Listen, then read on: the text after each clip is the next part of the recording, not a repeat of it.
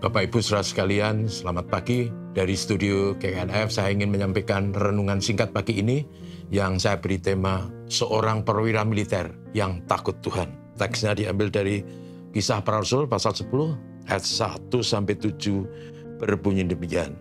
Di Kaisaria ada seorang yang bernama Cornelius, seorang perwira pasukan yang disebut pasukan Italia. Ia saleh, ia seisi rumahnya takut akan Allah, dan ia memberi banyak sedekah kepada umat Yahudi dan senantiasa berdoa kepada Allah. Dalam suatu penglihatan, kira-kira jam 3 petang, jelas tampak kepadanya seorang malaikat Allah masuk ke rumahnya dan berkata kepadanya, Cornelius.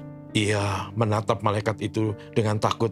Ia berkata, ada apa Tuhan? Jawab malaikat itu, semua doamu dan sedekahmu telah naik ke hadirat Allah dan Allah mengingat engkau. Dan sekarang suruhlah beberapa orang ke Yope untuk menjemput seorang yang bernama Simon yang disebut Petrus. Ia menumpang di rumah seorang penyamak kulit yang bernama Simon yang tinggal di tepi laut. Setelah malaikat yang berbicara kepadanya itu meninggalkan dia, dipanggilnya 2 orang hambanya beserta seorang prajurit yang saleh dari orang-orang yang telah selalu bersama-sama dengan dia. Dan sudah ia menjelaskan segala sesuatu kepada mereka, ia menyuruh mereka ke Yope. Saudara yang kasih, dalam kisah yang dicatat dalam Kisah Rasul pasal 10 ini kita menemukan seorang yang luar biasa. Dia adalah seorang perwira militer Romawi yang pasukannya disebut sebagai pasukan Italia. Orang ini adalah orang non-Yahudi, tetapi takut Tuhan. Dia menyembah Yahweh, Tuhan yang disembah oleh orang Israel. Dan bahkan dikatakan tadi, dia dan seisi rumahnya saleh, takut akan Tuhan, memberi banyak sedekah kepada orang-orang Yahudi, dan bahkan selalu berdoa. Dalam kisah tadi dikatakan kira-kira jam 3 petang, dia melihat suatu penglihatan. Datang ke rumahnya seorang malaikat Tuhan yang berkata, Cornelius. Dan Cornelius, sang perwira itu menatap dia dengan takut. Walaupun perwira militer, tapi dia takut karena ini sesuatu yang tidak lazim. Kok tiba-tiba ada malaikat datang di rumahnya?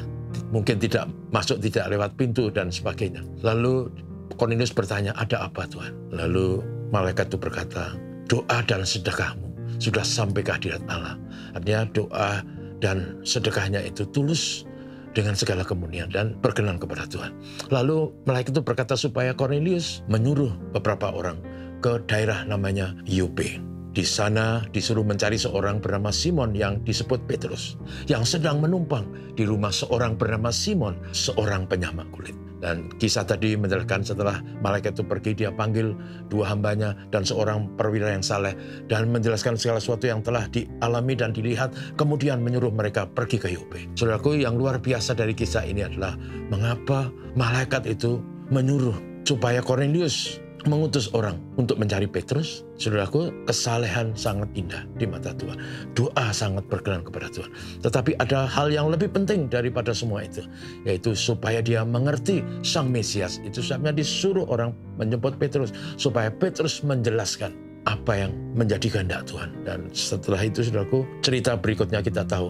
Cornelius perlu tahu bahwa sedekah, doa, kesalehan akan lebih indah kalau dia mengenal dan punya relasi indah dengan Tuhan, Sang Juru Selamat, dan hidup sesuai dengan kehendaknya. Tidak cukup hanya kesalehan dan sedekah dan takut Tuhan, tapi perlu pengenalan akan Tuhan, perlu interrelasi hubungan manis dengan Sang Pencipta, perlu supaya terjadi interaksi hari ke hari dengan Sang Pencipta. Itu sebabnya dia perlu mendengar dari Petrus yang mengenal sungguh siapa Yesus. Saudaraku, semoga ini juga mengingatkan kita bahwa menjadi Kristen tidak hanya perlu baik, saleh, dan murah hati, tapi perlu interrelasi pribadi, hubungan manis dan intim dengan Tuhan setiap hari. Dan hubungan itu mewarnai hidup kita, semua sisi hidup kita, kata, laku, dan perbuatan kita. Semoga ini menolong kita semua